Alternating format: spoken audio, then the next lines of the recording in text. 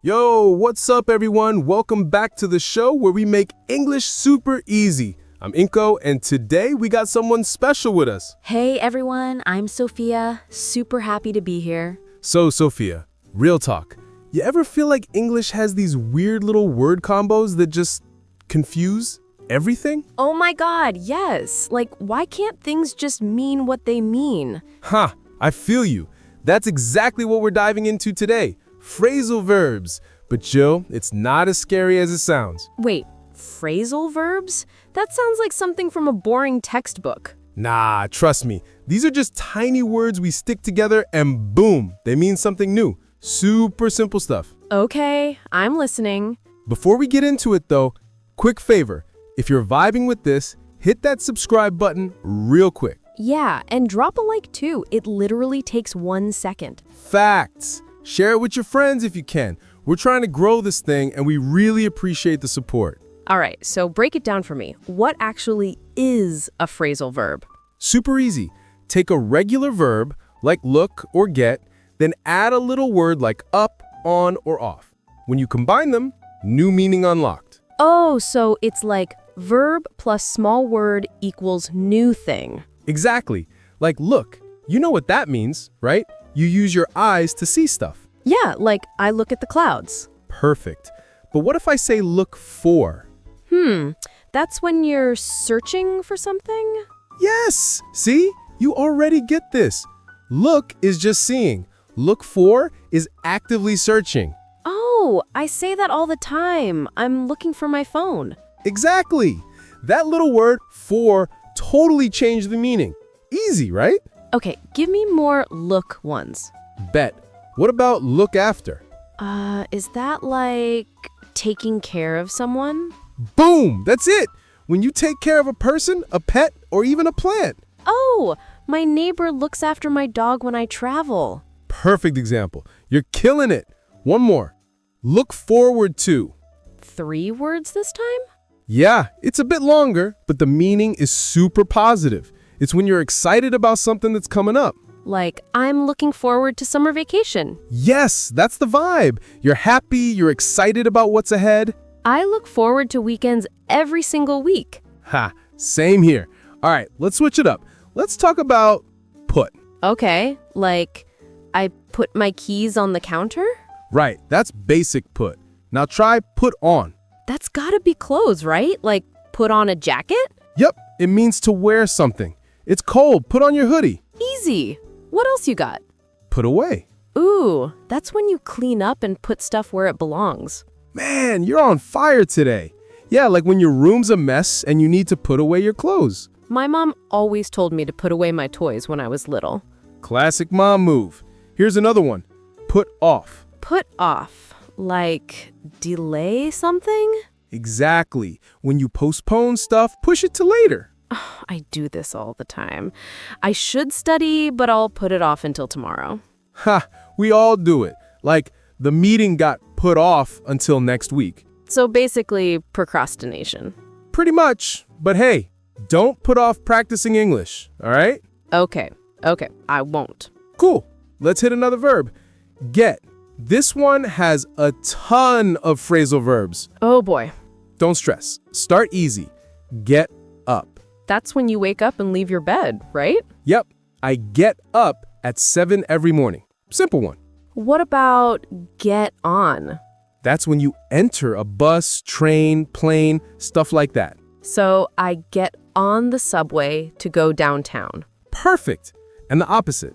Get off? Bingo. I get on at my stop and I get off at work. Wait, what about cars? Do I say get on a car? Nah, good catch. For cars, it's different. You get in a car. Oh, so get in the car and get out of the car. Exactly. Think about it. You get on big things where you can stand up, like buses. You get in small things, like cars. That's actually a really helpful trick. Right? One more with get. Get along with. This is about relationships, isn't it? Yeah, it means you vibe with someone. You have a good relationship. Like, I get along really well with my coworkers. Perfect. It means no drama, good energy between people. What if you don't like someone? Then you say, we don't get along. Simple as that. My cat and dog don't get along. Yeah, that works. All right, let's do turn, another super common one. Like turn left or turn right? Yeah, but that's just one meaning. What about turn on? Oh, turn on the lights? Yes, and the opposite is turn off. Turn off the TV when you're done. Exactly. We use it for lights, TVs, computers, any electronic device. What about turn up and turn down? Ooh, nice one. That's for volume, music, TV, stuff like that. This song is fire. Turn it up. Ha! Love the energy. And if it's too loud? Turn down the music. I'm trying to sleep. Perfect. But check this out. Turn up has another meaning. Wait, what? It can also mean arrive, especially when someone's late or might not show up. That's random. Give me an example. Sure. We threw a party and invited 30 people, but only 15 turned up. Oh, so only 15 people showed up. Exactly. Or I waited an hour, but she never turned up. That's actually really useful. I'll remember that one. You'll start hearing it everywhere now. Okay, couple more and we're done. You ready? My brain's getting full, but yeah, let's do it. Give up. That means quit, right? Stop trying? Yeah, like this video game is too hard. I give up. Or I tried learning guitar, but I gave up after 2 weeks. But here's the thing with English. Never give up. Keep going. That's actually really motivating. Thanks, Cinco. For sure. Last one, find out. How is that different from just find? Good question. Find is for objects. I found my keys.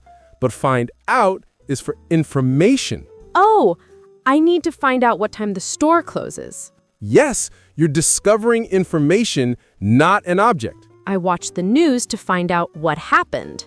Perfect. So find for things, find out for facts and info. Got it.